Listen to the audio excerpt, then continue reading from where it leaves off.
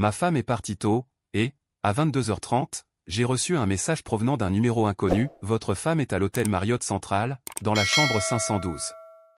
Venez maintenant. Je n'y suis pas allé. À la place, j'ai envoyé ce message à 37 personnes, y compris sa mère, ses amis, et, surtout, à la femme de l'homme qui était avec elle. Avant que nous ne continuions, abonnez-vous à la chaîne, et dites-nous dans les commentaires depuis quelle ville vous nous regardez. J'ai envoyé ce message à 37 personnes, et j'ai attendu. Parmi ces 37 personnes, il y avait la mère de Véronica, sa sœur Isabelle, mes 2 frères, nos amis de 23 ans, les professeurs du studio de yoga où elle était censée donner des cours le samedi, les voisins de l'immeuble, mon associé, les parents des camarades d'université de nos enfants. Le comptable que nous partagions, et la cousine à qui Véronica parlait tous les dimanches.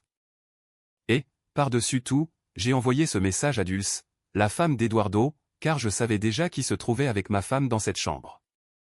J'ai appuyé sur « Envoyer » à 22h33, j'ai posé le téléphone sur la table basse, je me suis versé 2 doigts de whisky, et je me suis assis sur le canapé, dans mon propre salon, pour regarder un match de football qui n'avait plus aucune importance. Je n'allais pas à cet hôtel.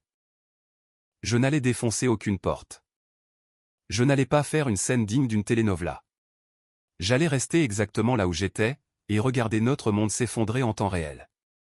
Les premières réponses ont commencé à arriver 4 minutes plus tard. Alvaro, qu'est-ce que ça veut dire? Ce doit être une erreur. Appelle-moi tout de suite. Tu es ivre. Alvaro, s'il te plaît, réponds. Je n'ai répondu à aucune d'entre elles. J'ai monté le volume de la télévision, j'ai pris une autre gorgée, et j'ai continué à attendre. Car, ce que personne ne comprenait encore, c'est que je n'agissais pas sur un coup de tête. Je renifle n'était pas irrationnel. Je n'étais pas soudainement devenu fou. C'était l'exact opposé. C'était le résultat de 3 semaines de planification, 3 semaines à observer, à documenter, à calculer chaque mouvement, et à attendre le moment précis. Et maintenant, ce moment était arrivé. À 22h38, mon téléphone a commencé à vibrer sans arrêt. Appels, messages, notifications WhatsApp, explosant les uns après les autres. Je pouvais voir les noms sur l'écran, sans même toucher l'appareil. Rosa, ma sœur. Esteban, mon meilleur ami. La mère de Véronica. Isabelle, sa sœur. Dulce. Dulce à nouveau. Dulce pour la 3e fois. J'imaginais ce qui se passait, à ce moment précis. Dulce, lisant ce message. Dulce, levant les yeux vers Eduardo. Eduardo, essayant de rester calme, inventant une excuse stupide. Dulce, attrapant les clés de sa Mercedes, quittant sa maison de banlieue, et conduisant comme une folle vers le centre-ville. 23 minutes sur l'autoroute, si elle conduisait vite, elle pouvait le faire en 18. Et quelque part dans cette chambre, la 512, Véronica regardait son téléphone exploser, elle aussi. Sa mère, demandant où elle était. Sa sœur, exigeant des explications. Ses amis, confus. Tous ces messages, arrivant en même temps. Où es-tu maintenant? Qu'est-ce qui se passe? S'il te plaît, dis-moi que ce n'est pas vrai. Maman pleure. À 22h42, j'ai reçu un message de Rosa, ma sœur, la seule personne au monde qui savait exactement ce que je faisais ce soir. C'est fait. Oui, ai-je répondu. Mon Dieu, Alvaro, il fallait que ça se passe comme ça. Je sais, mais quand même. Mon Dieu. J'ai éteint la télévision.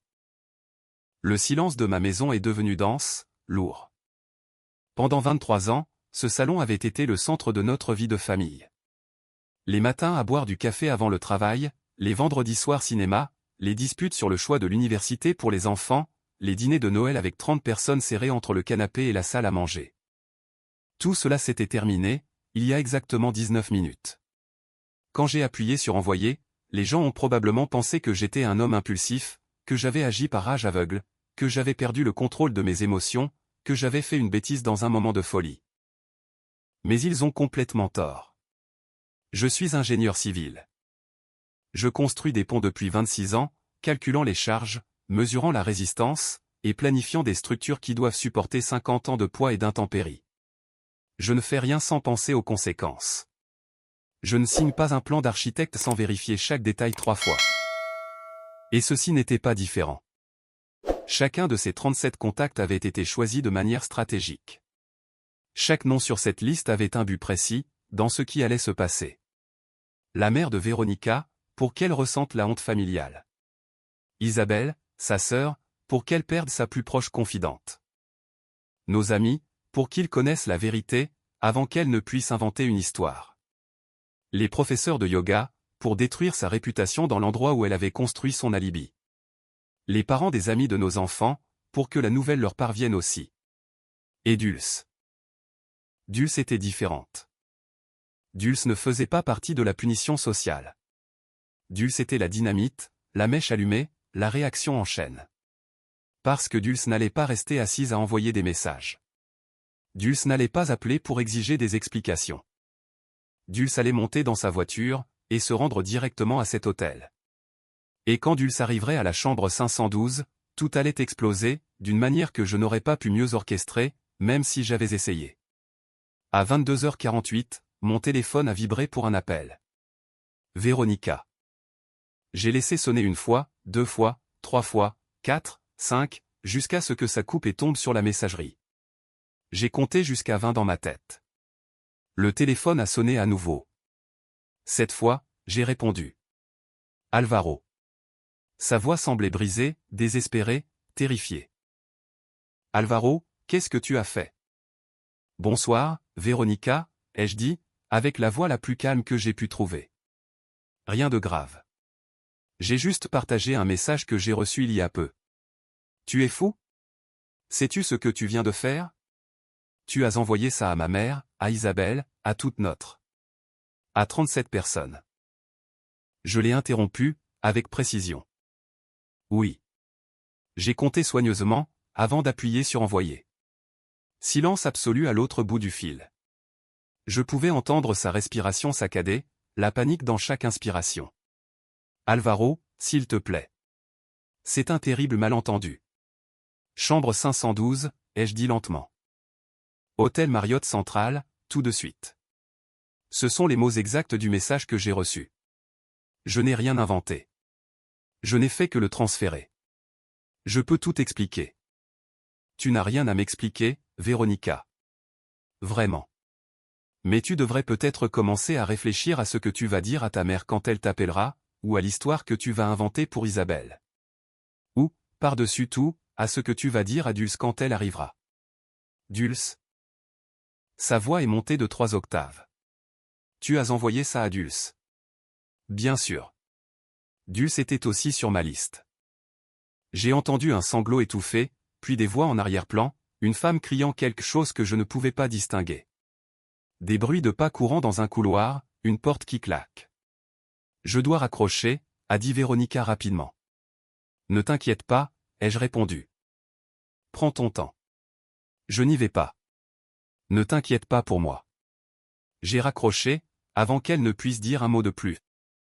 J'ai laissé le téléphone sur la table, je me suis adossé au canapé, j'ai fermé les yeux un instant, et, pour la première fois en 3 semaines, j'ai ressenti quelque chose qui ressemblait à la paix.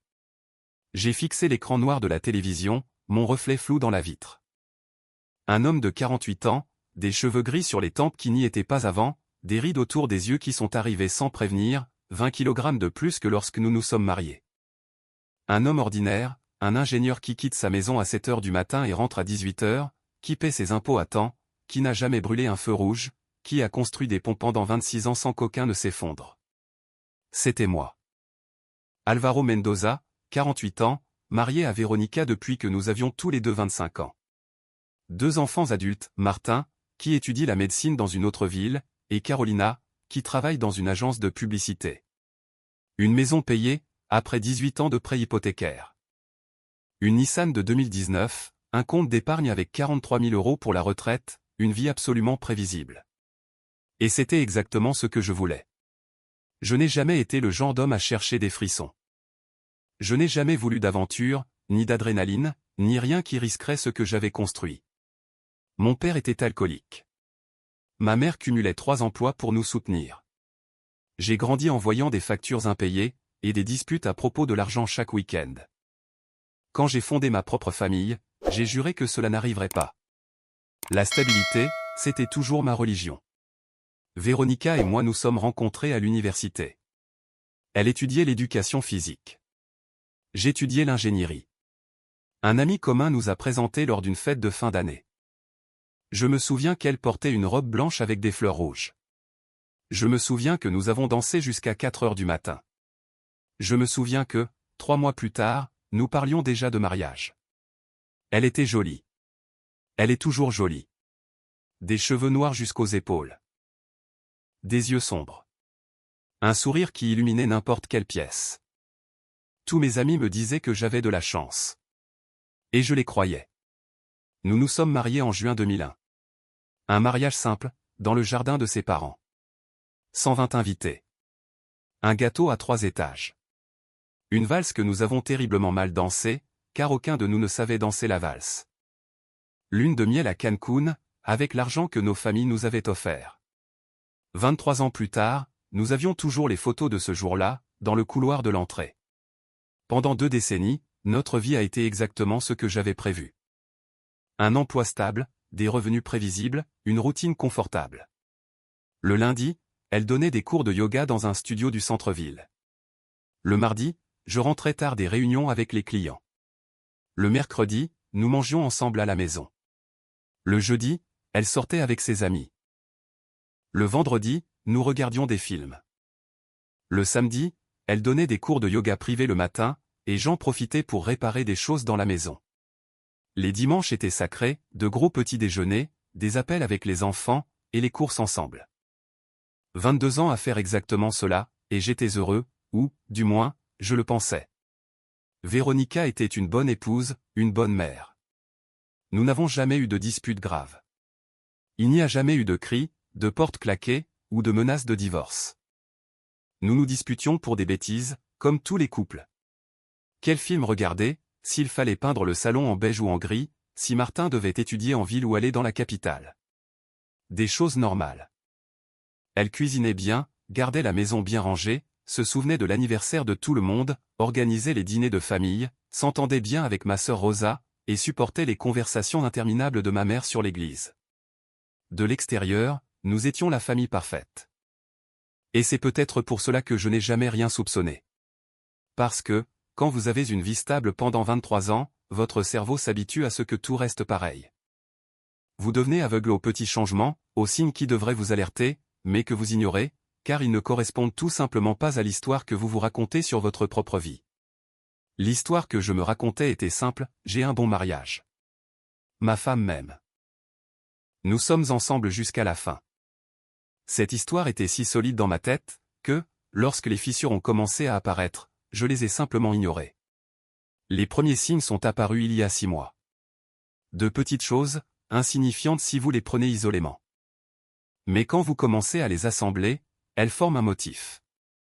Véronica a commencé à se maquiller davantage, non pas pour sortir avec moi, mais pour aller à ses cours de yoga. Elle m'a dit que c'était parce qu'elle avait commencé à enregistrer des vidéos pour les réseaux sociaux du studio. Du contenu pour attirer de nouveaux élèves. C'était logique. Je n'ai rien remis en question. Elle a commencé à laisser son téléphone portable face vers le bas, toujours sur la table, sur le lit, sur le comptoir de la cuisine. Avant, elle le laissait n'importe comment. Maintenant, toujours face vers le bas. Quand je lui ai demandé, elle a ri, et a dit que c'était pour ne pas être distraite par les notifications. Elle a changé le mot de passe de son téléphone. Nous partagions nos mots de passe depuis des années. Je connaissais le sien, elle connaissait le mien. Cela n'avait jamais été un problème. Mais un jour, j'ai essayé de déverrouiller son téléphone, pour chercher le numéro du plombier que nous y avions enregistré, et il ne fonctionnait plus. Oh, oui. Je l'ai changé, m'a-t-elle dit. La banque m'a obligé, pour des raisons de sécurité. Elle ne m'a pas donné le nouveau. Le samedi, ses cours de yoga privés ont commencé à durer plus longtemps. Avant, elle rentrait à la maison à 14 heures, puis à 15, puis à 16. J'ai plus de clients, expliquait-elle. L'entreprise se développe. J'étais heureux pour elle. Elle a commencé à porter un parfum différent, plus cher, plus sophistiqué. Je lui ai demandé s'il était nouveau. Isabelle me l'a offert pour mon anniversaire, a-t-elle dit. Je ne me souvenais pas de l'avoir vue à la fête, mais je n'ai rien dit. Elle a commencé à refuser de faire des projets avec moi, le week-end. Je suis fatigué. J'ai mal à la tête. Je préfère rester à la maison. Mais ensuite, elle sortait avec ses amis sans problème, ou du moins, c'est ce qu'elle disait. La fréquence à laquelle nous faisions l'amour a chuté, passant de 2 fois par semaine à 1 fois toutes les 2 semaines, puis à 1 fois par mois. Quand nous le faisions, elle semblait être ailleurs, regardant le plafond, pensant à autre chose. Et la façon dont elle me parlait a changé. Avant, elle me posait des questions sur ma journée, me racontait la sienne, nous partagions des choses. Maintenant, les conversations étaient fonctionnelles. Il faut payer la facture de gaz. Ta mère a appelé. La machine à laver est en panne. Nous étions des colocataires, pas des époux. Mais je ne voyais toujours rien. Parce que, voir, signifiait accepter que quelque chose n'allait pas. Et accepter cela signifiait que ma vie parfaite, stable et prévisible n'était pas réelle. Alors, j'ai inventé des excuses pour chaque signe. Elle est stressée par le travail. Elle approche de la cinquantaine et subit des changements hormonaux. Tous les mariages traversent des étapes comme celle-ci. C'est normal, après 23 ans. Je me suis menti à moi-même, pendant des mois, jusqu'à ce qu'un après-midi, le mensonge se brise. C'était un mardi de septembre, le 17 septembre. J'ai cette date gravée dans ma mémoire. J'ai quitté le travail plus tôt, parce qu'une réunion avait été annulée. Je suis arrivé à la maison à 16 heures, au lieu de 18. La voiture de Véronica était dans l'allée. C'était bizarre. Le mardi, elle avait des cours jusqu'à 19 heures. J'ai ouvert la porte. La maison était silencieuse. Véronica, ai-je appelé? Rien. Je suis monté à l'étage. La porte de notre chambre était fermée. J'ai entendu des voix à l'intérieur. Une conversation. Elle parlait à quelqu'un au téléphone. J'allais frapper à la porte, quand j'ai entendu ce qu'elle disait. Non, il ne peut pas. Non, mon amour. Ne t'inquiète pas. Mardi prochain, je pourrai réserver la même chambre d'hôtel, avec la vue. Cette fois, je me suis figé, la main en l'air, à quelques centimètres de la porte. Je t'aime aussi, a-t-elle dit. À samedi. Je suis descendu en silence. J'ai quitté la maison, je suis monté dans la voiture, j'ai conduit jusqu'à un parking vide à 3 pâtés de maison de là, et, assis dans ma Nissan 2019, la main tremblante sur le volant, j'ai enfin arrêté de me mentir. Ma femme me trompait. Je suis resté dans ce parking pendant 40 minutes, fixant le mur gris d'un immeuble de bureau. Pas de musique, pas de radio, juste le son de ma propre respiration. 40 minutes, à essayer de digérer ce que je venais d'entendre. Je t'aime aussi. Ces 3 mots, dits avec une douceur qu'elle n'utilisait plus avec moi, dits à un autre homme, à quelqu'un qui n'était pas moi. J'ai pensé à rentrer, à monter ces escaliers, à ouvrir la porte à la volée, à exiger des explications, à crier, à pleurer, à faire une scène. Mais je ne l'ai pas fait. Parce que quelque chose dans mon cerveau d'ingénieur s'est activé. Cette partie de moi qui calcule, qui mesure, qui n'agit pas sans avoir toutes les données. Si j'entrais maintenant, elle allait tout nier. Elle allait dire que j'avais mal entendu, que c'était une blague avec une amie, qu'elle répétait des répliques pour une pièce de théâtre qui n'existait même pas. Elle allait inventer quelque chose, et je n'avais aucune preuve de rien. Je n'avais entendu qu'une conversation, à travers une porte fermée. Ce n'était pas suffisant. J'ai démarré la voiture, et je suis retourné au travail. Je suis resté sur le parking du bureau jusqu'à 18h15. Ensuite, je suis rentré à la maison, comme si de rien n'était. Véronica était dans la cuisine, préparant le dîner. Des pâtes au poulet, mon plat préféré. Salut, mon amour, a-t-elle dit, sans lever les yeux de la poêle. Comment s'est passée ta journée? Normal, ai-je répondu. Beaucoup de réunions. C'est bien. Le dîner est presque prêt. Nous avons mangé ensemble. Nous avons parlé du temps, d'une nouvelle qu'elle avait vue à la télévision, du fait qu'il fallait appeler le jardinier, parce que l'herbe était trop haute. Une conversation tout à fait normale, comme si je n'avais pas entendu ce que j'avais entendu 3 heures plus tôt. Et c'est là que j'ai compris une chose importante. Véronica était une bonne actrice. très bonne. Elle pouvait s'asseoir en face de moi, me sourire, me demander comment s'était passée ma journée, me servir des pâtes au poulet, et agir comme si tout était parfait, tout en prévoyant de voir un autre homme le samedi. Si je voulais connaître toute la vérité, je devais être un meilleur acteur qu'elle. Cette nuit-là, quand elle s'est endormie, j'ai pris son téléphone portable sur la table de nuit. J'ai essayé de le déverrouiller avec son empreinte digitale pendant qu'elle dormait.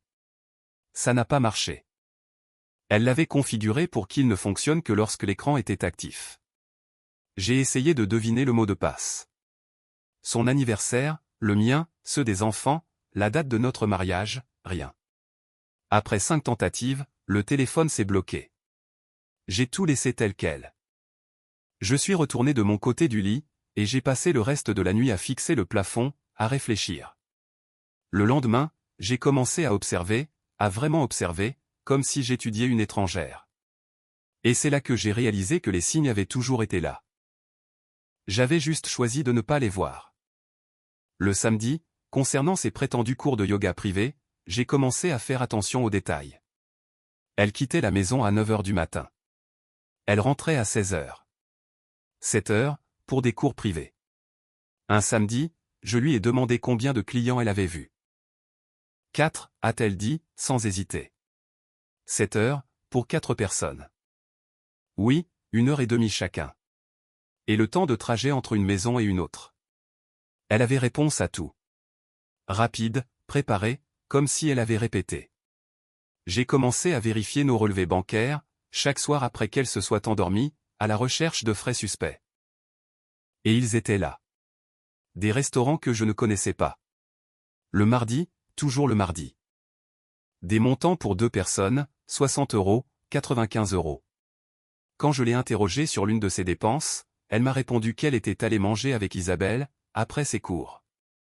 95 € pour le déjeuner? Isabelle a commandé du vin, a-t-elle expliqué. Tu sais comment elle est. Une semaine plus tard, il y a eu un autre prélèvement. Encore un mardi, un restaurant différent. 82 €. Tu es encore sorti avec Isabelle? Non, cette fois avec Yolanda, de mon cours de yoga. Elle avait toujours une explication. Il y avait toujours quelqu'un d'autre impliqué dans son histoire. Isabelle, Yolanda, ses élèves, le studio de yoga. Mais quelque chose clochait. Un soir, j'ai appelé Isabelle, la sœur de Véronica. Salut, Alvaro. C'est bizarre que tu m'appelles. Quelque chose ne va pas? Non, rien de grave. Je voulais juste te demander quelque chose. Véronica m'a dit que vous aviez déjeuné ensemble, mardi dernier, dans ce restaurant italien du centre-ville. Silence à l'autre bout du fil. Mardi dernier, a demandé Isabelle, lentement.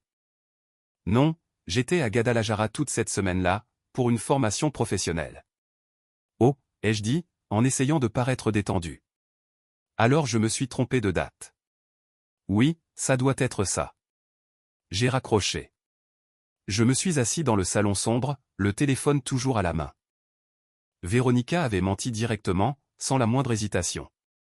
Le lendemain, j'ai décidé de faire quelque chose que je n'aurais jamais cru faire. Quelque chose qui me donnait l'impression d'être un espion bon marché, dans un mauvais film. Je l'ai suivi. C'était samedi. Elle est partie à 9 h du matin, comme toujours, avec son sac de yoga sur l'épaule, un legging noir, un haut de sport, les cheveux attachés en arrière, en queue de cheval. Je lui ai laissé 5 minutes d'avance. Ensuite, je suis monté dans ma voiture, et je l'ai suivie, en gardant 3 voitures entre nous. Elle n'est pas allée au studio de yoga. Elle a conduit vers le nord sur l'autoroute pendant 25 minutes, jusqu'à arriver à un hôtel. Le Hampton Inn, dans la zone industrielle. Elle a garé sa voiture, est entrée dans le hall, et a disparu à l'intérieur. Je suis resté sur le parking, le moteur éteint, à attendre. À 9 h 40, une autre voiture est arrivée. Une BMW noire, un modèle récent. Elle s'est garée près de celle de Véronica. Un homme en est descendu. La quarantaine, costume gris, bien coiffé, séduisant de cette manière générique qu'ont les hommes à succès. Il est entré dans l'hôtel. Je suis resté là, pendant encore 2 heures, à regarder l'entrée, sentant quelque chose se briser dans ma poitrine. À 12 h 30, ils sont sortis ensemble. Il avait la main dans le bas de son dos. Elle riait. Il semblait à l'aise, naturel, comme s'ils avaient fait ça de nombreuses fois. Ils se sont embrassés, avant de se séparer. Ce n'était pas un bisou rapide. C'était long, profond, le genre de baiser que l'on donne quand on tient vraiment à quelqu'un. Elle est montée dans sa voiture, il est monté dans la sienne. Ils sont partis dans des directions différentes. Et je suis resté là, assis dans ma Nissan 2019, regardant mon mariage de 23 ans se confirmer comme étant un mensonge. Ce soir-là, quand Véronica est rentrée à 16 heures, j'étais dans le salon, en train de regarder la télévision. Mon amour, a-t-elle dit, en laissant tomber son sac par terre. J'ai eu une journée épuisante, 4 cours d'affilée. C'est bien que ça ait été productif, ai-je répondu sans la regarder. Ouais, je vais prendre une douche. Je l'ai regardé monter les escaliers. J'ai entendu la douche couler, et j'ai pris une décision. Je n'allais pas encore la confronter. Je n'allais pas faire de scène. Je n'allais pas lui crier dessus, ni lui demander des explications. Parce que je n'avais pas encore assez d'informations. Je ne savais pas qui était cet homme. Je ne savais pas depuis combien de temps cela durait. Je ne savais pas si ce n'était qu'une attirance physique, ou si elle ressentait vraiment quelque chose pour lui. Et, par-dessus tout, je ne savais pas comment me protéger de ce qui allait arriver. J'avais besoin d'aide. J'avais besoin de conseils. J'avais besoin de parler à quelqu'un qui comprenait ces choses. Le lendemain, j'ai appelé Esteban, mon meilleur ami de l'université, un avocat spécialisé en droit de la famille, divorce, garde d'enfants, et séparation des biens. Nous avions été colocataires pendant 4 ans. Il avait été mon témoin. J'étais le parrain de sa fille. Nous dînions ensemble une fois par mois. Nous regardions le football tous les dimanches. S'il y avait quelqu'un en qui je pouvais avoir confiance, c'était lui. Esteban, ai-je dit au téléphone, j'ai besoin de te voir, en privé. C'est important. Bien sûr. Quand? Aujourd'hui, si tu peux. Je ne veux pas parler de ça chez moi. Il y a eu une pause. Alvaro, ça va? Non, ai-je répondu. Non, ça ne va pas. Nous nous sommes retrouvés le même après-midi, dans son bureau, un bureau au 12e étage avec vue sur le centre-ville, des murs pleins de diplômes et de certificats, un bureau en bois foncé, et 2 chaises en cuir devant. Je me suis assis, j'ai pris une grande inspiration, et je lui ai tout raconté. La conversation que j'avais entendue, les prélèvements bancaires, l'appel à Isabelle, l'hôtel, l'homme dans la BMW, le baiser sur le parking. Esteban m'a écouté sans m'interrompre, prenant des notes dans un carnet, avec cette expression sérieuse qu'il prend quand il travaille. Quand j'ai fini, il s'est adossé à sa chaise, a enlevé ses lunettes, et s'est frotté les yeux. « Depuis combien de temps as-tu des soupçons » a-t-il demandé. 6 mois que j'ai remarqué des changements, mais confirmé, 2 semaines. Et elle ne sait pas que tu sais?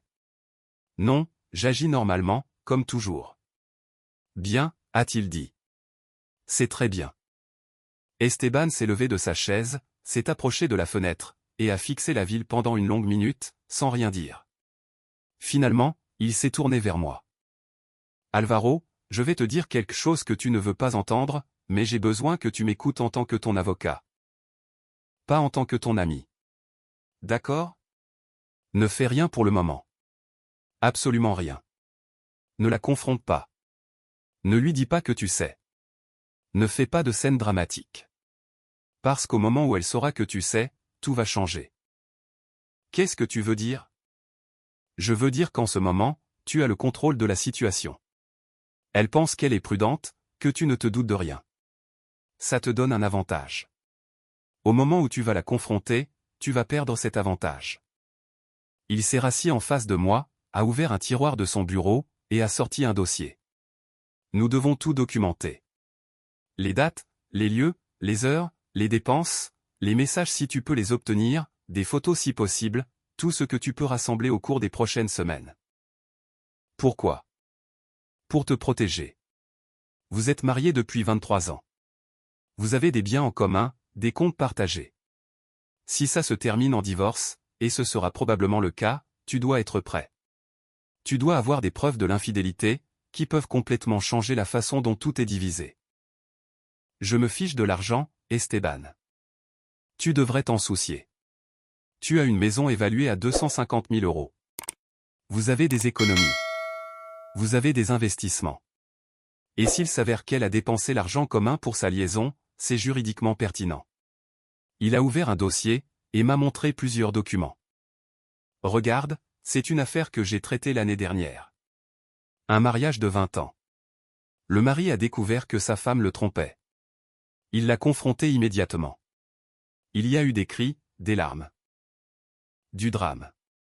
Elle a effacé tous ses messages. Il n'avait aucune preuve solide de quoi que ce soit. À la fin, lors du divorce, elle a obtenu la moitié de tout, et a même demandé une pension alimentaire. Et s'il avait attendu, s'il avait tout documenté avant de la confronter? Ça aurait été complètement différent. L'infidélité prouvée change les choses. Pas dans tous les états, mais dans de nombreux cas. Je me suis adossé à la chaise, assimilant tout ce qu'il me disait. Combien de temps dois-je continuer à faire semblant? Aussi longtemps que nécessaire pour te sentir en sécurité. 2 semaines, 3, 1 mois, le temps qu'il te faudra pour rassembler assez d'informations. Et, en attendant, tu dois faire d'autres choses. Quelle chose? Esteban a sorti une feuille de papier vierge, et a commencé à écrire une liste. Premièrement, tu dois découvrir qui il est. Son nom complet, où il travaille, s'il est marié, s'il a une famille, toutes ces informations. Pourquoi? Parce que, s'il est marié, ça te donne plus d'outils. Et parce que tu dois savoir avec qui ta femme est. Il pourrait être un escroc. Il pourrait être quelqu'un de dangereux.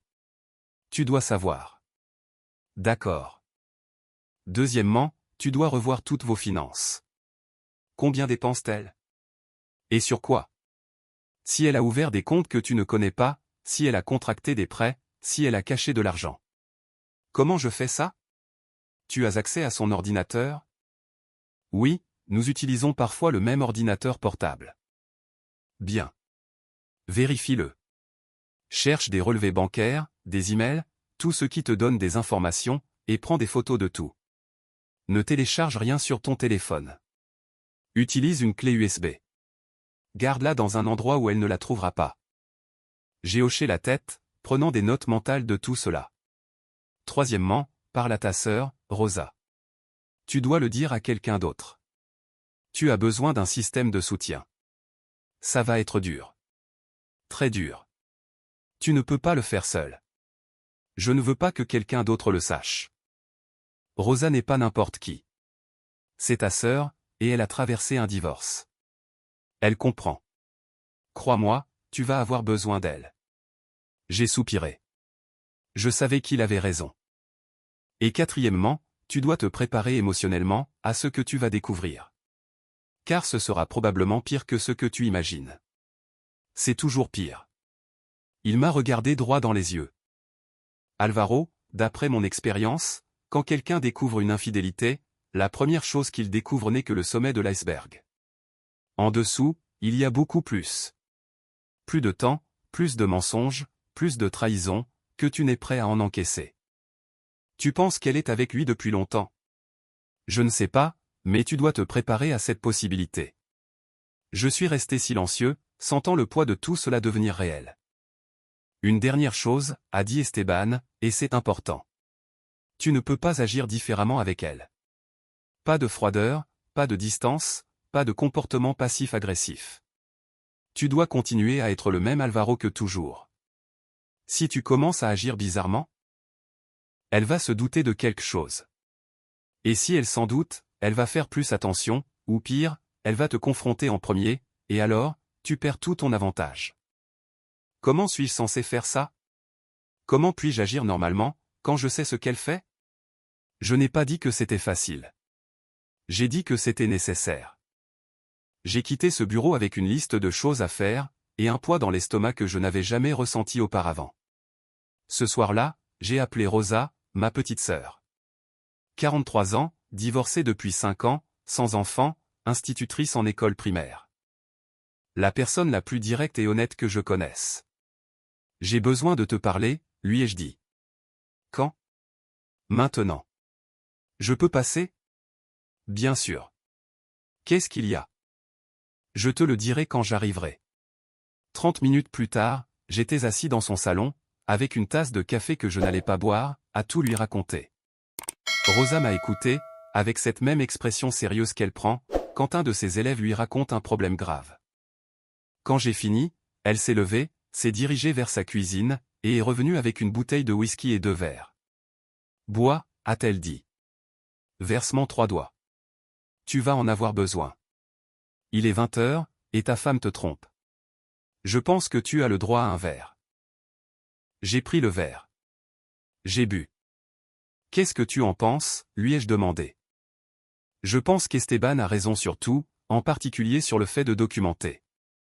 Quand j'ai divorcé de Ricardo, je n'avais aucune preuve de rien, juste ma parole contre la sienne. Ce fut un désastre. Ça m'a coûté des années, et 3 000 € en avocat. Je ne savais pas que ça avait été aussi difficile. Parce qu'on n'en parle pas, car c'est gênant. Parce que c'est douloureux. Mais oui, c'était terrible. Et si j'avais su alors ce que je sais maintenant, j'aurais tout fait différemment. Elle s'est assise en face de moi, tenant son propre verre. Alvaro, je vais te dire quelque chose d'encore plus dur. Quelque chose que personne d'autre ne te dira. Mais tu as besoin de l'entendre. Quoi? Ça va faire très mal. Ça va faire plus mal que tu ne peux l'imaginer maintenant. Il y aura des nuits où tu ne pourras pas dormir. Des jours où tu ne pourras pas manger. Des moments où tu auras envie de lui pardonner, juste pour que la douleur s'arrête. Mais tu ne peux pas, pourquoi pas? Parce que, si quelqu'un te trahit de cette façon, avec ce naturel, avec cette capacité à mentir tout en te regardant dans les yeux, cette personne ne change pas. Et si tu lui pardonnes, la seule chose que tu lui apprends, c'est qu'elle peut recommencer, et que tu seras toujours là. Elle a pris une longue gorgée de son whisky. Quand Ricardo m'a trompé, je lui ai pardonné la première fois. Il a pleuré. Il a juré que ça n'arriverait plus jamais. Il m'a dit que ça avait été une erreur. Mais qu'il m'aimait, et je l'ai cru. Parce que je voulais le croire. Parce que 20 ans de mariage, ça a un poids. Parce que divorcer. Ça fait peur. Et que s'est-il passé? Il l'a refait 8 mois plus tard, avec une autre femme.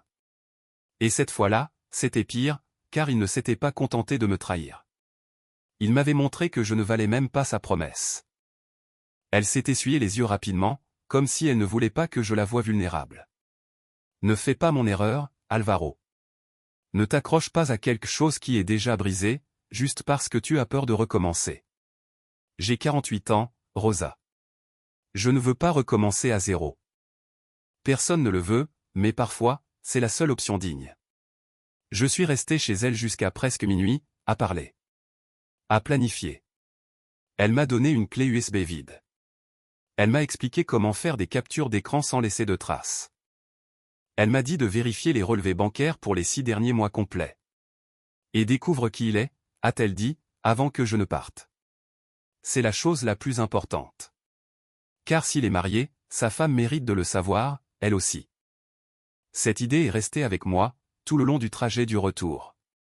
S'il était marié, il y avait une autre personne dans le monde qui traversait la même chose que moi sans le savoir, qui vivait un mensonge. Qui croyait que son mariage allait bien.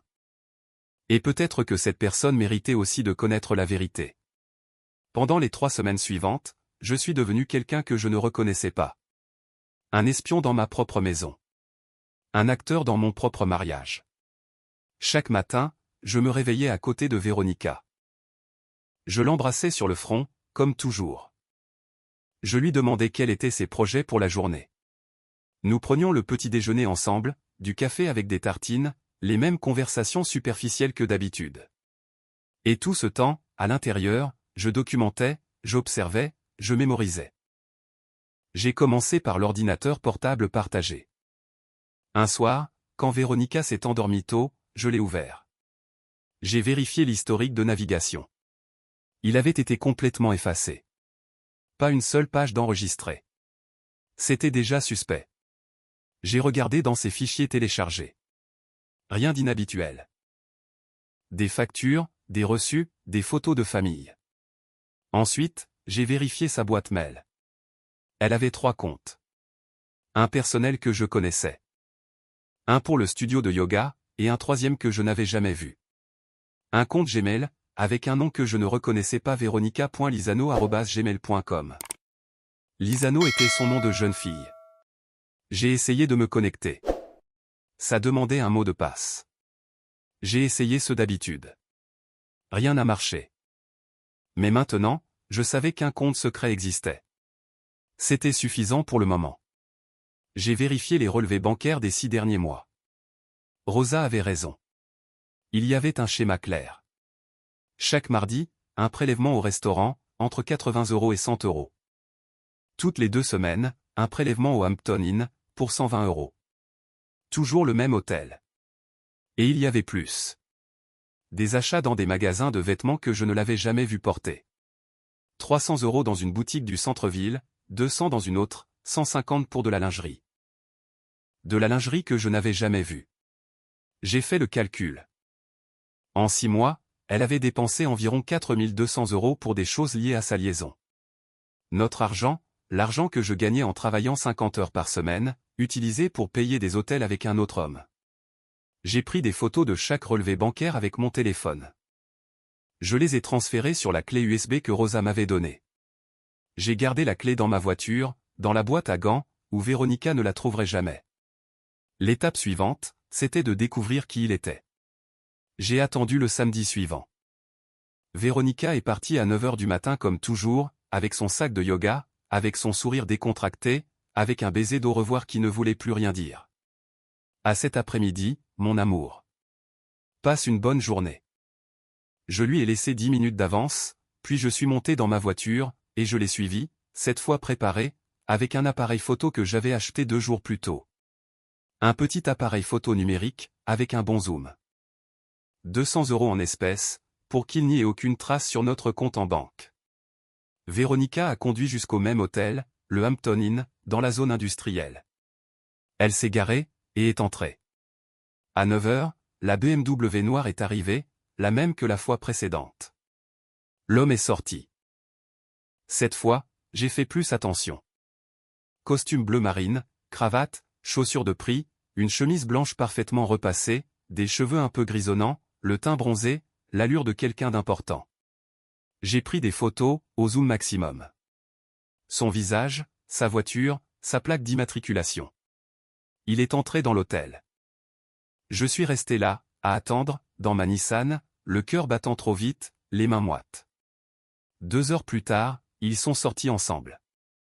J'ai pris d'autres photos, d'eux marchant vers leur voiture, de lui avec son bras autour d'elle. D'elle en train de rire. Le baiser, avant qu'ils ne se séparent. J'avais les photos. Maintenant, j'avais besoin du nom. Quand la BMW a quitté le parking, je l'ai suivi. J'ai gardé mes distances. 3 voitures entre nous. Comme dans les films, il a conduit pendant 20 minutes, vers un quartier résidentiel. De grandes maisons, des pelouses soignées, le genre de quartier où vivent les gens qui ont de l'argent. Il s'est garé devant une maison à 2 étages, de couleur crème, avec de grandes fenêtres, et une Mercedes argentée dans l'allée. Il est sorti de la BMW, s'est dirigé vers la porte d'entrée, a sorti ses clés, et est entré. Il était marié. J'ai noté l'adresse. Rue Monte, numéro 243, quartier Los Pinos. Cet après-midi-là, quand je suis rentré à la maison avant Véronica, j'ai cherché l'adresse en ligne, dans les registres publics. Sur les pages des réseaux sociaux, et c'était là. Eduardo Ramirez Soto, 45 ans, propriétaire d'une agence immobilière, Ramirez Property, avec des bureaux dans 3 villes. Marié à Dulce Ramirez, 2 enfants, de 12 et 9 ans. Sa photo était sur le site web de son entreprise.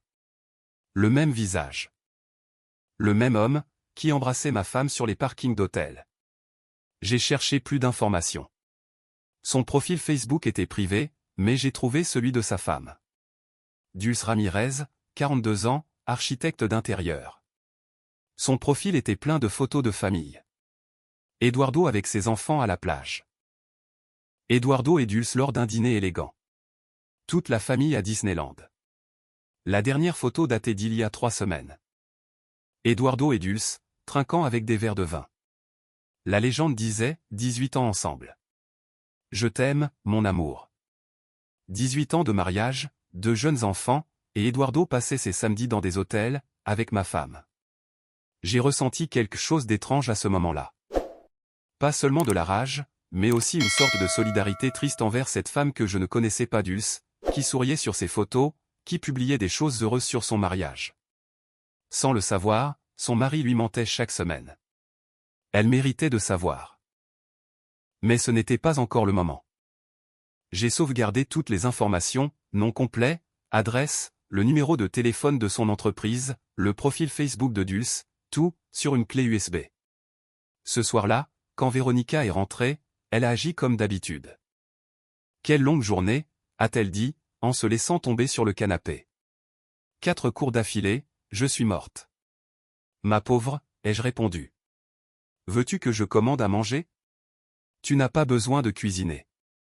Tu es un amour. »« Oui, s'il te plaît. »« Une pizza, c'est très bien. » J'ai commandé une pizza. Nous avons mangé en regardant une série sur Netflix. Elle a posé sa tête sur mon épaule. J'ai passé mon bras autour d'elle, comme un couple normal, comme si rien n'allait mal. Et, tout le temps, je pensais à Eduardo Ramirez, dans sa maison du quartier de Los Pinos. À Dulce, concevant des intérieurs, sans savoir que sa propre vie était un mensonge. Le lendemain, je suis retourné au bureau d'Esteban. Je lui ai tout montré. Les photos, les relevés bancaires, les informations d'Eduardo, le profil de Dulce. Esteban a examiné chaque document attentivement, en prenant des notes. « C'est solide », a-t-il dit, finalement. « Très solide. Tu as des preuves photographiques. Tu as des preuves financières.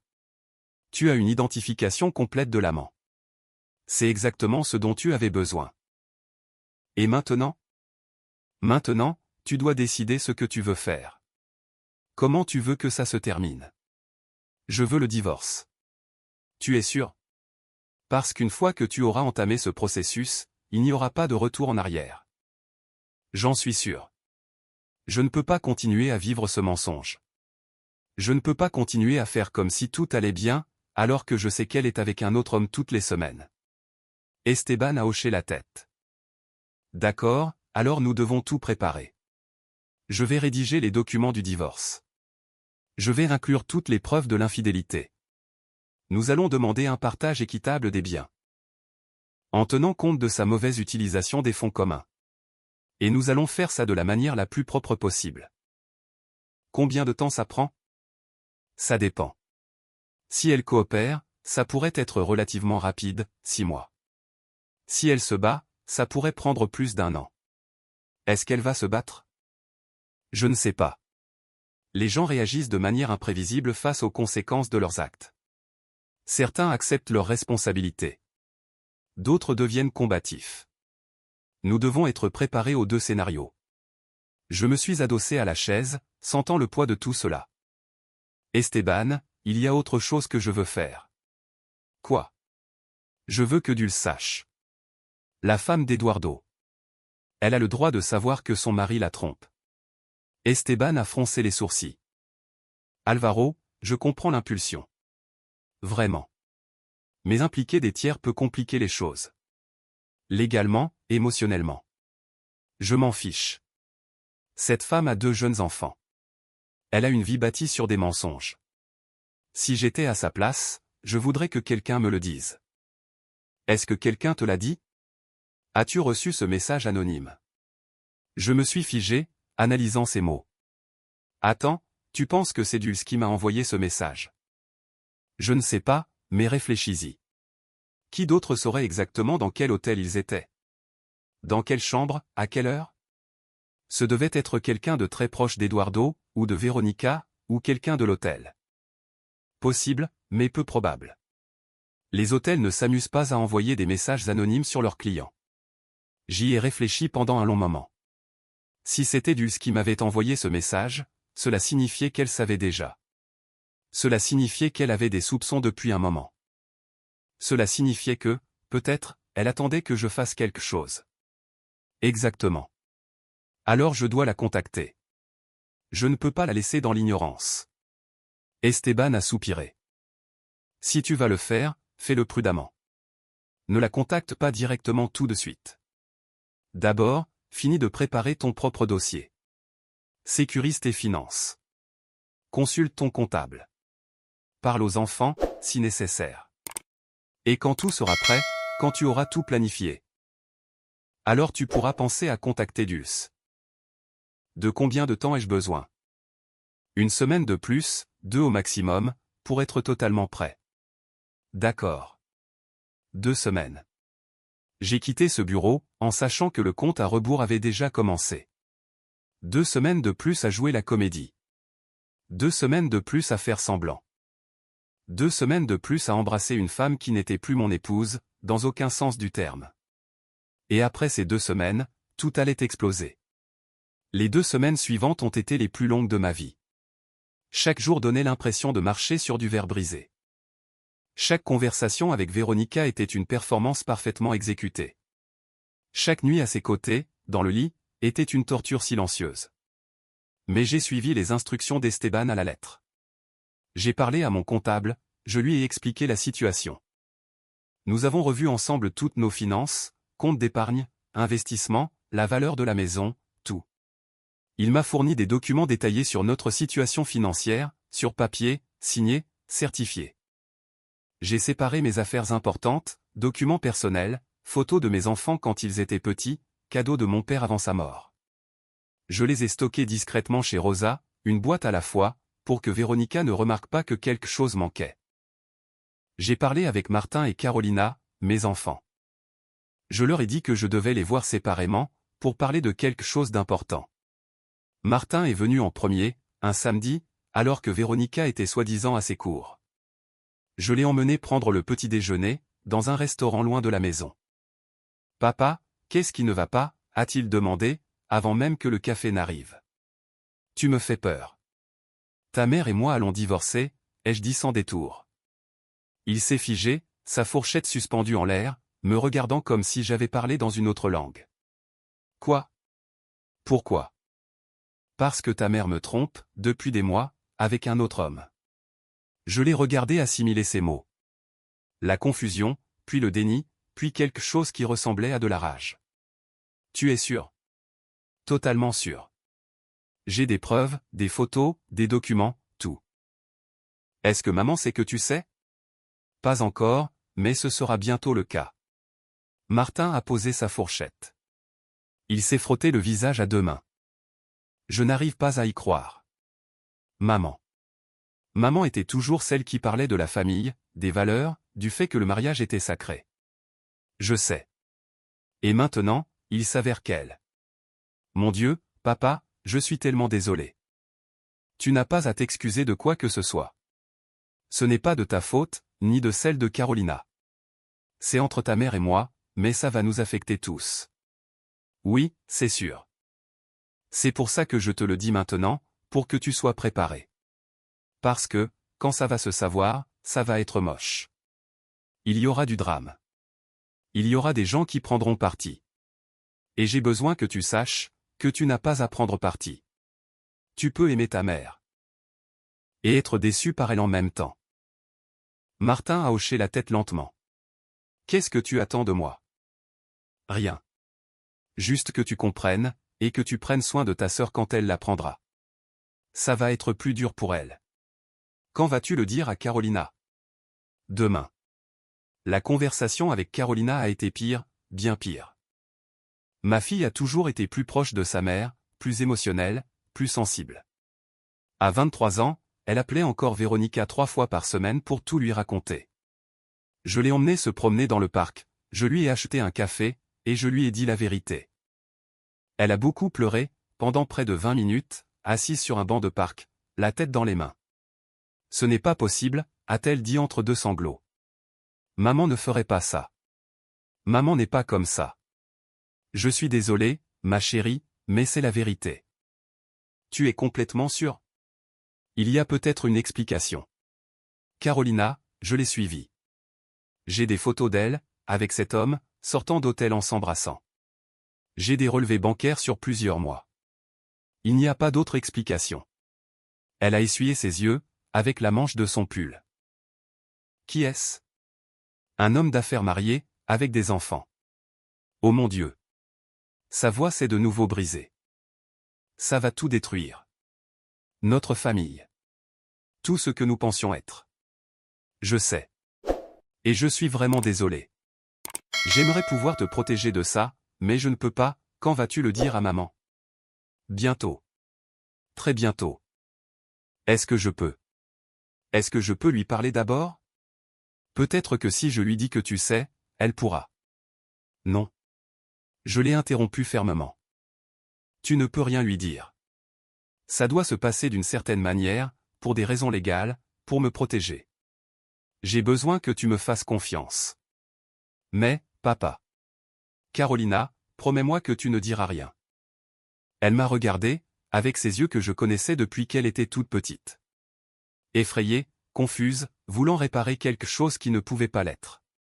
Je le promets, a-t-elle finalement chuchoté. Avec mes enfants informés, mes finances sécurisées, et toutes les preuves documentées, il ne me restait plus qu'une chose à faire. Décider exactement comment j'allais la confronter. Esteban m'avait donné 2 options.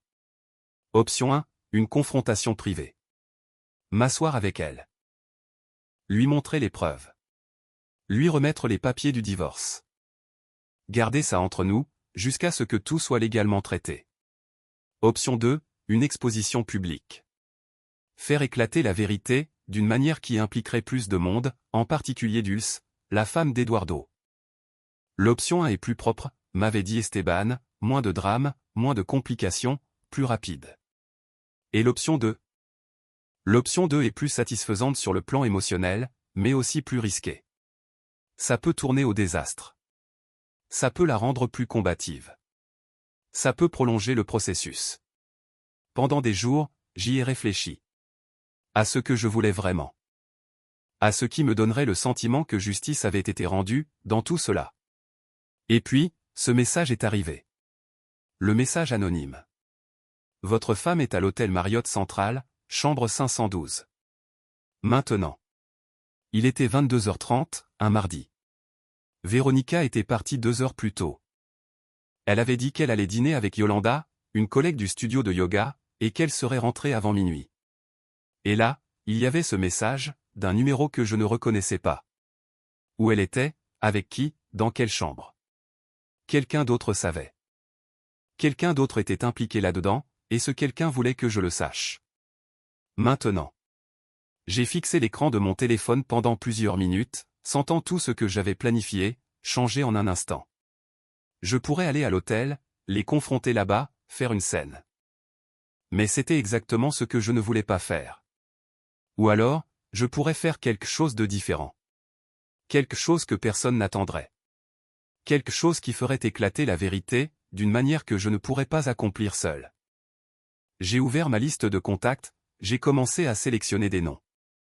La mère de Véronica, sa sœur Isabelle, mes frères, nos amis proches, les parents des camarades de classe de nos enfants, les professeurs du studio de yoga, le comptable, la cousine de Véronica, et, par-dessus tout, Dulce Ramirez. 37 personnes au total. J'ai copié le message, exactement tel que je l'avais reçu. Votre femme est à l'hôtel Marriott Central, chambre 512, maintenant. Mon doigt a plané au-dessus du bouton envoyer. Une fois que j'aurais fait ça, il n'y aurait plus de retour en arrière. Tout exploserait publiquement, socialement, d'une manière que je ne pourrais pas contrôler. Mais c'était peut-être exactement comme ça que ça devait exploser. Parce que Véronica avait bâti sa liaison sur des secrets, sur des mensonges, sur une image publique parfaite, tout en faisant l'inverse en privé. Et la seule façon de détruire cela, c'était par la vérité. La vérité publique. La vérité, atteignant toutes les personnes qu'elle trompait, pas seulement moi. Tout le monde. J'ai appuyé sur envoyer. Le message a été envoyé à 37 personnes, en même temps. J'ai posé le téléphone sur la table, je me suis servi un whisky, et j'ai attendu. Les réponses ont commencé à arriver 4 minutes plus tard. Confusion, incrédulité, questions. Je n'ai répondu à aucune. À 22h38, mon téléphone a commencé à exploser d'appels. Rosa, Esteban, la mère de Véronica, Isabelle. Je n'ai pas répondu. Et puis, à 22h42, j'ai reçu un message de Rosa. C'est fait. Oui. Mon Dieu, Alvaro. Il fallait que ça se passe comme ça. J'ai imaginé ce qui se passait, à ce moment-là, dans la chambre 512 du Marriott Central. Véronica, regardant son téléphone exploser. Des messages de sa mère, de sa sœur, de ses amis, toutes posant la même question. Eduardo, regardant son propre téléphone. Des messages, des appels, particulièrement de Dulce. Dulce, montant dans sa Mercedes, conduisant vers le centre. 23 minutes s'il y avait de la circulation, moins si elle conduisait vite. La mère de Véronica, appelant un taxi. Isabelle, annulant ses plans. Nos amis, s'envoyant des messages pour essayer de comprendre ce qui se passait. Tout le monde social de Véronica s'effondrant en temps réel. Et moi, ici, dans mon salon, buvant du whisky, regardant un match de foot dont je me fichais, complètement calme. Parce que ce n'était pas de la rage. Ce n'était pas une vengeance impulsive. C'était une justice calculée, et parfaitement exécutée. À 22h48, mon téléphone a sonné. Véronica, ai-je répondu. Alvaro, qu'est-ce que tu as fait? Sa voix était brisée, terrifiée. Rien. J'ai juste partagé un message que j'ai reçu. Tu es fou? Tu as envoyé ça à ma mère, à Isabelle, à 37 personnes. Oui, je sais. Je l'ai envoyé. Silence. Alvaro, s'il te plaît. C'est un terrible malentendu. Chambre 512, Hôtel Marriott Central. Tout de suite. Ce sont les mots exacts. Je peux expliquer. Tu n'as rien à m'expliquer, Véronica. Mais tu devrais peut-être réfléchir à ce que tu vas dire à ta mère. Ou à Dulce. Dulce? Tu as envoyé ça à Dulce. Bien sûr. J'ai entendu des voix crier en arrière-plan, des bruits de pas qui couraient. Je dois raccrocher. Ne t'inquiète pas, je n'y vais pas. J'ai raccroché, et je me suis adossé au canapé, ressentant pour la première fois depuis des mois, quelque chose qui ressemblait à la paix. Les 30 minutes suivantes ont été les plus étranges de ma vie. Assis dans mon propre salon, en silence, pendant que mon téléphone vibrait sans arrêt sur la table. Les appels entrant, les SMS, les notifications WhatsApp explosant les uns après les autres. Je pouvais voir les noms s'allumer sur l'écran, mais je ne touchais pas au téléphone. Je me contentais d'observer. Rosa a appelé 6 fois. Esteban 4. La mère de Véronica 3. Isabelle 2. Des numéros que je ne reconnaissais pas. Probablement des amis, essayant de comprendre ce qui se passait. Et puis, à 23h05, j'ai reçu un message d'un numéro inconnu. Merci. Un seul mot, rien de plus. J'ai fixé ce mot pendant un long moment, essayant de comprendre qui l'avait envoyé, et pourquoi. Dulce?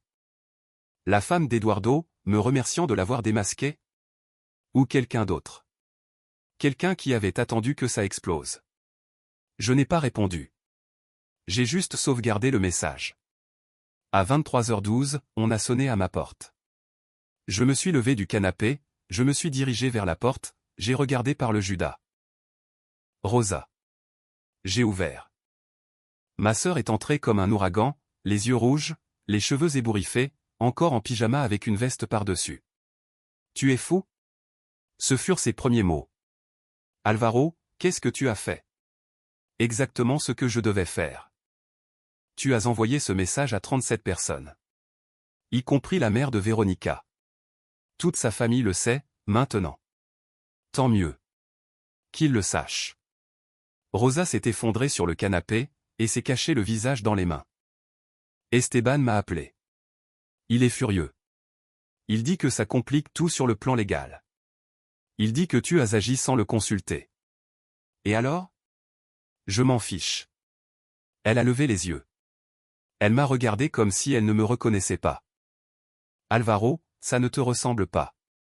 Tu ne fais pas ce genre de choses. Tu es le calme. Celui qui réfléchit. Celui qui calcule tout 3 fois avant d'agir. J'ai calculé ça aussi, pendant 3 semaines. Et j'ai décidé que c'était la seule bonne façon de faire. La seule bonne façon, c'était de faire les choses comme Esteban te l'avait dit.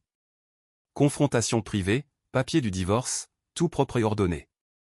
Ça, ce n'était pas la justice, Rosa. C'était juste pratique, commode. Mais ce n'était pas juste. Je me suis assis en face d'elle. Véronica m'a trompé pendant des mois, peut-être des années. Je ne sais pas encore. Mais ce que je sais, c'est qu'elle a construit toute une vie parallèle, avec des mensonges, avec des secrets. Pendant que je travaillais pour payer ses dîners romantiques avec un autre homme. Pendant que je dormais à côté d'elle, en croyant que nous étions heureux. Ma voix s'est un peu brisée. Je me suis contrôlé. Elle m'a fait passer pour un idiot à mes propres yeux, et probablement aux yeux d'autres personnes qui le savaient déjà. Parce qu'il y a toujours quelqu'un qui sait. Il y a toujours des rumeurs, des regards, des commentaires que tu ne comprends que plus tard. Alors c'est une vengeance. Non, ce sont des conséquences. Il y a une différence. Rosa a soupiré. Elle s'est adossée au canapé. Que penses-tu qu'il se passe maintenant, dans cet hôtel? Je pense que Véronica fait face à la vérité, pour la première fois, devant des gens à qui elle ne peut pas mentir si facilement. Sa mère, sa sœur, peut-être Dulce. Dulce? C'est la femme d'Eduardo. Oui. Mon Dieu, cette pauvre femme. C'est pour ça que je lui ai envoyé le message à elle aussi. Parce qu'elle méritait de savoir, avant de passer un jour de plus à vivre un mensonge. Mon téléphone a de nouveau vibré. Cette fois, j'ai répondu. C'était Esteban. Alvaro, qu'est-ce que tu as foutu? Ce que je devais faire. Nous avions un plan. Nous avions convenu de faire ça de manière ordonnée, et maintenant tu as envoyé ce message à la moitié du monde. Oui. Connais-tu les complications que ça peut causer? Véronica peut faire valoir que tu l'as diffamée publiquement. Elle peut demander plus lors du divorce, pour préjudice moral. Elle peut essayer. J'ai toutes les preuves. Photos, relevés bancaires, tout est documenté. Si elle veut se battre, nous pouvons nous battre. J'ai entendu Esteban prendre une grande inspiration, à l'autre bout du fil. Alvaro, je suis ton ami. Et en tant qu'ami, je te le dis. Je comprends pourquoi tu l'as fait. Je comprends la rage, la douleur. Mais en tant que ton avocat, je te le dis. Ça va tout compliquer. Je sais, et je l'accepte. D'accord, alors maintenant, nous devons nous adapter. Demain matin à la première heure, tu viens à mon bureau. Nous allons préparer une stratégie pour ce qui arrive, parce que ça ne va pas juste se tasser. J'y serai. J'ai raccroché. Rosa me regardait avec une expression étrange. Un mélange d'inquiétude, et de quelque chose d'autre. Peut-être de l'admiration. Je n'en étais pas sûr. Tu sais ce qui est le plus bizarre, dans tout ça, a-t-elle dit. Quoi? C'est que tu as l'air calme. Plus calme que je ne t'ai vu depuis des mois. Comment est-ce possible? J'ai réfléchi à sa question, un instant. Car pendant 3 semaines, j'avais porté un secret qui me tuait. Je connaissais la vérité, mais je devais faire comme si de rien n'était. Je devais jouer la comédie, sourire, embrasser une femme qui me trahissait, dormir à côté d'elle chaque nuit en sachant ce qu'elle faisait chaque samedi. Je me suis servi un autre whisky. Et maintenant, je n'ai plus à porter ce secret tout seul. Maintenant, 37 personnes savent. Maintenant, la vérité est là dehors. Et ça me fait me sentir libre. Rosa a hoché la tête lentement. Je comprends. Elle est restée avec moi jusqu'à presque minuit, à parler, parfois en silence, juste en étant là. Quand elle est partie, j'étais seul dans le salon. Véronica n'était pas rentrée. Je ne m'attendais pas à ce qu'elle le fasse ce soir. Je suis monté dans notre chambre. Notre lit, où nous avions dormi ensemble pendant 23 ans. Je me suis allongé du côté qui avait toujours été le mien. J'ai regardé le plafond, et j'ai attendu que le sommeil vienne. Il n'est pas venu. Quelque part au petit matin, vers 4 heures, j'ai entendu la porte d'entrée s'ouvrir. Des pas qui montaient les escaliers. La porte de la chambre s'est ouverte.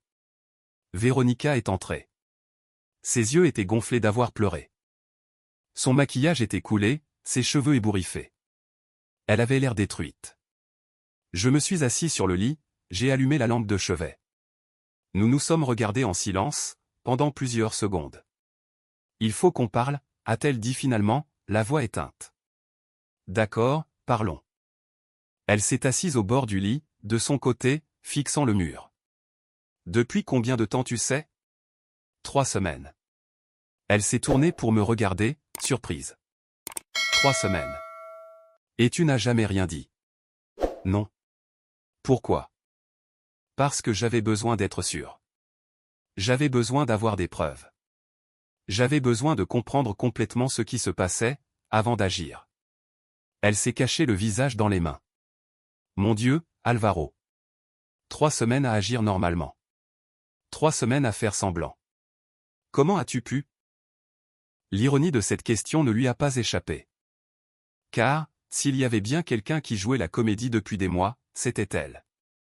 Qui t'a envoyé ce message, ai-je demandé. Celui de ce soir. Qui savait où tu étais? Elle a secoué la tête. Je ne sais pas. Je n'en ai vraiment aucune idée. Dulce? Peut-être. Je ne sais pas. Eduardo dit qu'elle avait des soupçons depuis des semaines. Peut-être qu'elle nous a suivis, ou qu'elle a engagé quelqu'un. Je ne sais pas, elle est allée à l'hôtel? Véronica a hoché la tête, ses yeux se remplissant à nouveau de larmes. Oui. Elle est arrivée 20 minutes après que les messages aient commencé à affluer. Elle est montée directement dans la chambre. Eduardo a essayé de l'arrêter, mais elle. Elle est juste entrée, elle m'a vu là, et elle a su.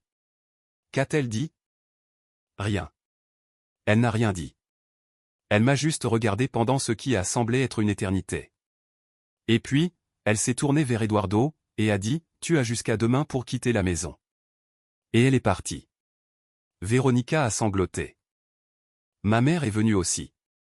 Isabelle aussi. Tout le monde est venu. C'était horrible, Alvaro. C'était la chose la plus humiliante que j'ai jamais vécue. Tant mieux. Elle m'a regardé, surprise par ma réponse. Tant mieux? Comment peux-tu dire ça? Parce que je vis avec l'humiliation depuis des mois. Chaque fois que tu sortais pour le voir, chaque fois que tu mentais sur l'endroit où tu étais, chaque fois que tu dépensais notre argent dans des hôtels avec un autre homme, c'était moi qui étais humilié. Je ne le savais juste pas. Véronica est restée silencieuse. Pas d'argument, pas de défense, juste des larmes silencieuses coulant sur ses joues. Depuis combien de temps, ai-je demandé. Depuis combien de temps es-tu avec lui? Elle a mis du temps à répondre, comme si elle calculait si ça valait la peine de continuer à mentir. 8 mois, a-t-elle dit finalement. Ça a commencé en février. 8 mois. Plus de la moitié d'une année. Pas les 6 que j'avais documentés. 8 mois entiers. Comment vous êtes-vous rencontrés? À la salle de sport. Il s'entraîne là-bas, le mardi matin. J'y donne des cours. Nous avons commencé à parler. Au début, juste des conversations occasionnelles, puis des cafés. Et ensuite, des hôtels. Elle a hoché la tête. Tu l'aimes? La question l'a prise par surprise. Elle a levé les yeux vers moi. Je ne sais pas. Je pensais que oui, mais maintenant. Maintenant, je ne sais plus rien. Et moi? Tu m'aimes encore? Alvaro, c'est une question simple, Véronica. Oui ou non? Elle a essuyé ses yeux, a pris une grande inspiration. Je ne sais pas si je t'aime de la façon dont une femme est censée aimer un mari. Je pense. Je pense que j'ai cessé de ressentir ça, il y a des années. Mais je te respecte. Je t'admire. Tu es un homme bon, un bon père. J'ai juste. Je voulais ressentir quelque chose de différent. Quelque chose d'excitant. Alors, pourquoi ne me l'as-tu pas dit? Pourquoi n'as-tu pas demandé le divorce, avant de faire ça? Parce que j'avais peur. Peur de tout détruire, notre famille, notre vie, ce que les gens penseraient. Et je croyais que je pouvais avoir les deux. La stabilité avec toi, et l'excitation avec lui. Je pensais pouvoir le gérer. Mais tu ne pouvais pas, non, je ne pouvais pas. Je suis sorti du lit, je me suis dirigé vers la fenêtre, et j'ai regardé la rue vide, à l'extérieur. Demain, je vais chez Esteban pour signer les papiers du divorce, ai-je dit sans me retourner. Tu peux rester dans cette maison jusqu'à ce que nous trouvions une solution permanente, mais je vais m'installer chez Rosa temporairement. Je ne peux pas continuer à vivre ici avec toi. Alvaro, attends. Nous pourrions essayer. Nous pouvons aller en thérapie. Nous ne pouvons pas. Je me suis tourné pour la regarder. Véronica, tu m'as menti pendant 8 mois. Tu m'as regardé dans les yeux tous les jours, et tu as menti. Tu as utilisé notre argent pour payer des hôtels, avec un autre homme. Tu m'as fait croire que nous étions heureux. Pendant que tu construisais une vie parallèle. Il n'y a aucune thérapie qui puisse réparer ça. Les gens pardonnent l'infidélité tout le temps. Peut-être. Mais je ne fais pas partie de ces gens. Et honnêtement, après ce que tu as dit il y a 1 minute, après avoir admis que tu avais cessé de m'aimer il y a des années, pourquoi voudrais-tu rester? Pour la maison, pour l'argent, pour les apparences? Elle n'a pas répondu. Parce que nous savions tous les deux que la réponse était probablement les 3. Je veux un divorce, ai-je continué, propre, rapide. Nous allons tout diviser à parts égales. La maison, les économies, tout. Je ne vais pas me battre pour des choses matérielles, mais je ne vais pas rester dans un mariage mort non plus. Et les enfants? Les enfants le savent déjà. Je leur ai dit il y a 1 semaine. Ils sont en train de digérer la nouvelle. Carolina est très blessée. Martin est en colère, mais ils s'en remettront, avec le temps. Véronica a pâli. Tu leur as dit avant que je ne le sache? J'avais besoin de les préparer à ce qui allait arriver. Alors, tu avais planifié tout ça? Tout? Oui, j'ai tout planifié. Sauf le message de ce soir. Je ne m'attendais pas à ça. Mais quand il est arrivé, j'ai su exactement quoi en faire. Elle a secoué la tête, incrédule. Je ne te reconnais pas. L'Alvaro que je connais ne ferait jamais une chose pareille. Il ne serait jamais aussi cruel. L'Alvaro que tu connaissais faisait confiance à sa femme. Il croyait que son mariage était réel. Cet Alvaro est mort il y a 3 semaines, quand j'ai eu la confirmation que tu me trompais. C'est moi, maintenant. Je me suis dirigé vers la porte. Je vais dormir dans une chambre d'amis. Demain, je ferai mes affaires. Dans 2 jours, je ne serai plus là. Alvaro, quoi? Je suis désolé. Je suis vraiment désolé. Je me suis arrêté sur le pas de la porte, sans me retourner. Moi aussi. Je suis sorti, j'ai fermé la porte, je suis descendu, et je me suis fait un café, même s'il était presque 5 heures du matin. Je me suis assis à la table de la cuisine, et j'ai attendu que le soleil se lève. À 7h30 du matin, mon téléphone a vibré. Un message d'Esteban. Viens à mon bureau à 10h. Apporte tous les documents. Nous allons entamer la procédure officielle. J'y serai. À 8h, un autre message est arrivé d'un numéro que je ne reconnaissais pas, je suis Dulce, la femme d'Eduardo. J'ai besoin de vous parler. C'est important. J'ai fixé ce message pendant plusieurs minutes, décidant si je devais répondre ou non. Finalement, j'ai écrit « D'accord ». Quand et où? Aujourd'hui à 14h, au Café Gova, dans le centre-ville. Je serai à une table au fond. J'y serai. À 9h du matin, Véronica est descendue, déjà habillée, maquillée pour cacher les ravages de la nuit précédente, son sac à la main. Je vais rester chez Isabelle pour quelques jours, a-t-elle dit. J'ai besoin d'espace pour réfléchir. D'accord.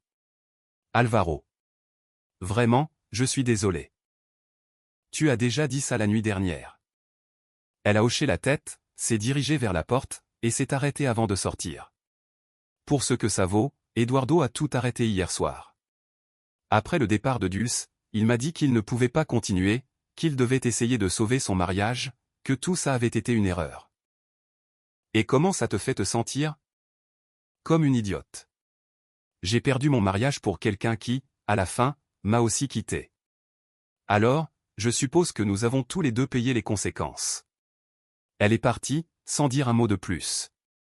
Je suis resté seul dans la maison, dans le lourd silence d'un foyer qui n'en était plus un.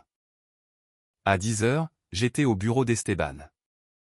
J'ai signé des papiers, revu des documents, et autorisé le lancement officiel de la procédure de divorce. Ça va prendre entre 6 et 8 mois, si tout va bien, a expliqué Esteban. Plus longtemps, si elle complique les choses. Je ne pense pas qu'elle compliquera les choses. Nous avons parlé hier soir. Je crois qu'elle a compris que c'était fini. Bien. Ça rend tout plus facile. À 14h10, je suis arrivé au Café Gova, un petit endroit du centre-ville. Des tables en bois, une musique douce en fond. Dulce était assise au fond, comme elle l'avait dit. Je l'ai reconnue immédiatement, grâce à ses photos Facebook. Mais en personne, elle avait l'air différente. Plus fatiguée, plus réelle, plus brisée. Je me suis approché de sa table. Dulce. Elle a levé les yeux, a hoché la tête. Alvaro, merci d'être venu. Je me suis assis en face d'elle. Nous avons commandé un café. Nous avons attendu, dans un silence inconfortable, jusqu'à ce que les tasses arrivent. Je suppose que je devrais commencer par vous remercier, a-t-elle dit finalement, pour m'avoir envoyé ce message. Vous n'avez pas à me remercier. Si. J'avais des soupçons depuis 3 mois. 3 mois à voir des signes, des changements en lui, mais je n'avais aucune preuve, et il niait tout. Quand j'ai reçu votre message hier soir, j'ai enfin eu la confirmation dont j'avais besoin. Est-ce vous qui m'avez envoyé le message original, celui que j'ai reçu en premier? Elle a hoché la tête. J'ai engagé un détective privé il y a 6 semaines. Ça m'a coûté 2000 €, mais ça valait le coup. Il l'a suivi, a tout documenté, et hier soir, il m'a dit qu'ils étaient dans cet hôtel. Il m'a donné le numéro de la chambre, et j'ai pensé. J'ai pensé que vous méritiez de savoir, vous aussi. Pourquoi ne pas y être allé directement? Pourquoi m'impliquer? Parce que si j'y étais allé seul, Eduardo allait inventer une excuse. Il allait dire que c'était une réunion de travail, que j'étais folle. Mais s'il savait que vous saviez aussi, si plus de gens savaient, alors il ne pourrait rien nier. Elle a pris une gorgée de son café. Je ne voulais pas vous blesser, vraiment. Mais j'avais besoin que la vérité éclate, d'une manière qui ne puisse pas être dissimulée. Et vous? Vous l'avez fait parfaitement, en envoyant ce message à 37 personnes. C'était brillant. Je ne sais pas si brillant est le bon mot. Pour moi, ça l'est. Parce que maintenant, je ne peux plus revenir en arrière. Je ne peux plus faire semblant que rien ne s'est passé. Je ne peux plus garder le silence pour mes enfants. La vérité est là, au grand jour. Et ça m'oblige à prendre des décisions que j'aurais dû prendre il y a des années. Vous demandez le divorce? Oui. Ce matin, j'ai parlé avec un avocat. Eduardo a déjà quitté la maison. Il vit dans un hôtel. Ironique, n'est-ce pas? Elle a souri tristement. Et vous, qu'allez-vous faire? La même chose, un divorce. J'ai déjà entamé la procédure ce matin. Nous sommes restés silencieux. 2 inconnus, unis par la trahison de nos partenaires. Vous savez ce qui est le pire, a dit Dulce. Ce n'est pas la trahison. Ce n'est pas le mensonge. C'est de réaliser que j'ai gaspillé des années de ma vie, à croire en quelque chose qui n'était pas réel. Que pendant que je planifiais notre avenir, il vivait une double vie. Je sais exactement ce que ça fait. Elle a tendu la main, à travers la table. Je l'ai prise. Nous allons nous en sortir, a-t-elle dit. Tous les deux. Finalement. Oui, finalement. 6 mois se sont écoulés depuis cette nuit-là. 6 mois qui ont absolument tout changé. Le divorce a été finalisé en avril. Véronica ne s'est pas battue. Elle a signé tout ce qu'Esteban a préparé. La maison a été vendue. Nous avons divisé l'argent exactement en 2. 125 000 € pour chacun de nous. Elle a emménagé dans un petit appartement près du studio de yoga. J'ai loué un endroit modeste dans le centre-ville, 2 chambres, avec vue sur un parc tranquille. Les premiers mois ont été durs, très durs. Il y avait des nuits où je ne pouvais pas dormir. Des jours où je pouvais à peine travailler. Des moments où je me demandais si j'avais fait le bon choix. Mais Rosa était là. Martin et Carolina étaient là. Esteban était là.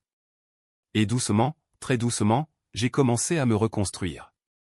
J'ai arrêté de penser à Véronica toutes les heures, puis tous les jours, puis toutes les semaines.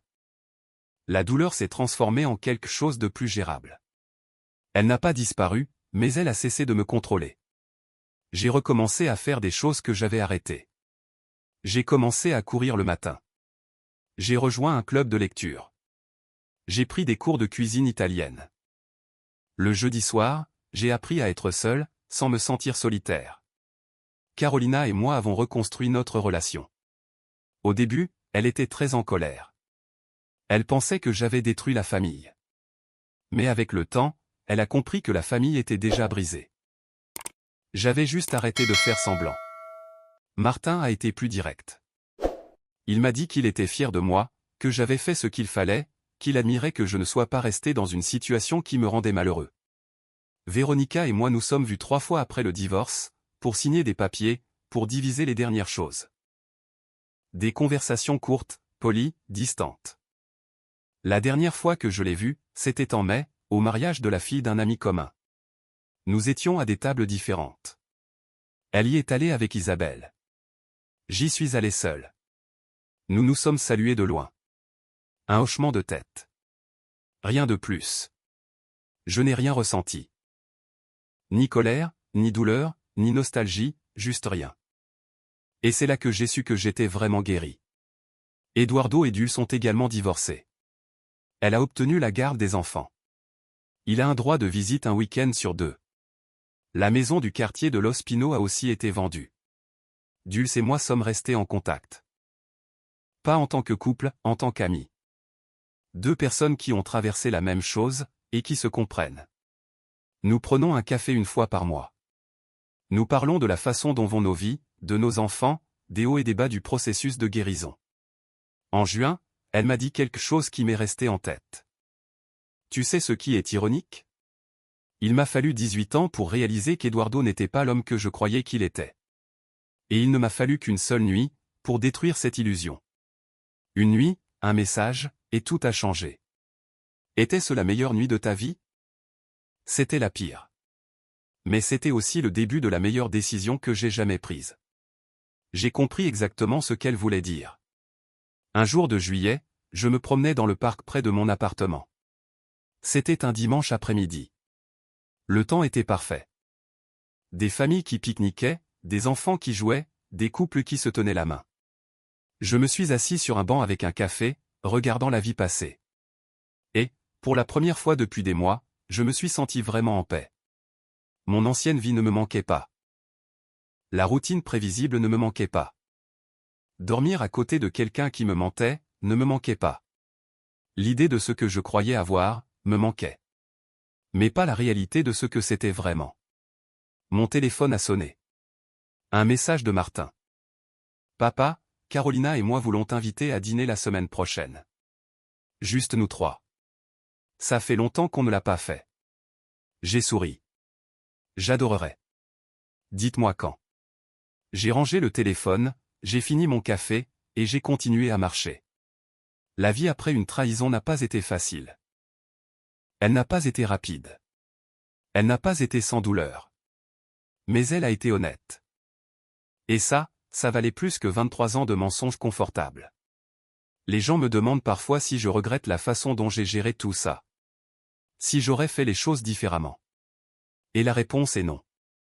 Parce qu'envoyer ce message à 37 personnes, ce n'était pas de la cruauté. Ce n'était pas de la vengeance. Ce n'était pas de la folie. C'était la justice. C'était de mettre la vérité là où tout le monde pouvait la voir.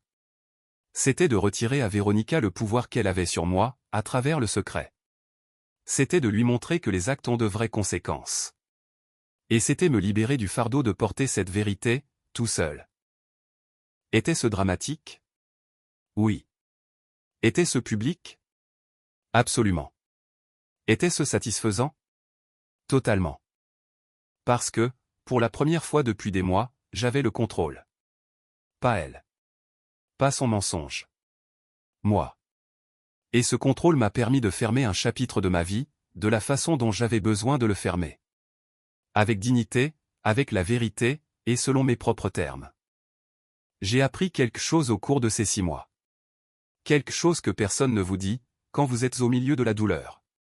J'ai appris que parfois, la seule façon de guérir, c'est de détruire complètement ce qui a été brisé. Ne pas essayer de le réparer. Ne pas prétendre que ça peut s'arranger. Simplement accepter que c'est fini, et construire quelque chose de nouveau, à partir de zéro. J'ai appris que le pardon ne signifie pas rester. Que l'on peut pardonner à quelqu'un, et tout de même choisir de ne plus jamais être près de cette personne. J'ai appris que la stabilité sans honnêteté, ce n'est pas de la stabilité. C'est juste une jolie prison. Et j'ai appris que je méritais mieux, que d'être le second choix de quelqu'un. Que je méritais d'être vraiment aimé, ou d'être seul, mais de ne plus jamais vivre un mensonge. Aujourd'hui, j'ai 49 ans. Je vis seul dans un appartement du centre-ville. Je travaille sur les mêmes ponts que je construisais avant. Je vois mes enfants une semaine sur 2. Je prends un café avec Dulce une fois par mois. Je dîne avec Rosa le vendredi. Ma vie est plus simple maintenant, plus petite, moins prévisible, mais c'est la mienne. Complètement la mienne. Honnête, réelle, sans secret. Et cela vaut plus que n'importe quel mariage bâti sur des mensonges. Parfois, quand je passe devant le Marriott Central, je pense à cette nuit-là. Aux messages que j'ai reçus. Aux 37 contacts que j'ai sélectionnés. Aux boutons envoyés. Et je n'éprouve aucun regret. J'éprouve de la gratitude. Parce que cette nuit-là, avec un seul message, j'ai repris ma vie en main. La vérité n'a pas besoin d'un cri. Elle a juste besoin d'apparaître au bon moment, devant les bonnes personnes, et de laisser les conséquences se dérouler naturellement. Je n'ai pas détruit mon mariage, cette nuit-là. J'ai juste arrêté de protéger le mensonge, qui le détruisait depuis des mois. Et il s'avère que cela a fait toute la différence.